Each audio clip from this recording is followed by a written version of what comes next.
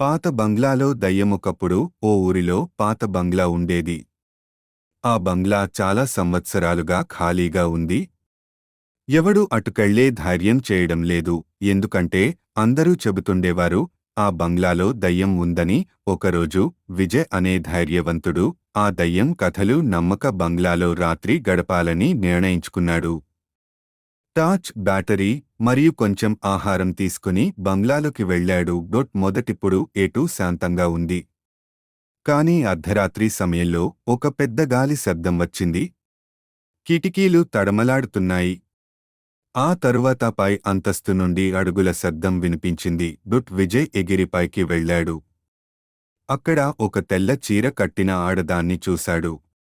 ఆమె ముఖం స్పష్టంగా కనిపించలేదు.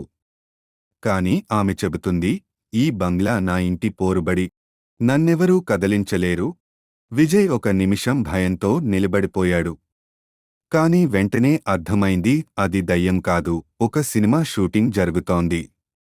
వాళ్ళెవరూ బయటకు చెప్పలేదు. అందుకే ఊర్లో అందరూ దయ్యమని భయపడుతున్నారని. విజయ్ నవ్వుకుంటూ బయటకు వచ్చాడు. తర్వాత ఊరికి నిజం చెప్పాడు. అప్పటినుంచి ఆ బంగ్లా భయంకరమైన స్థలంగా కాకుండా ఒక కామెడీ కథగా మారిపోయింది.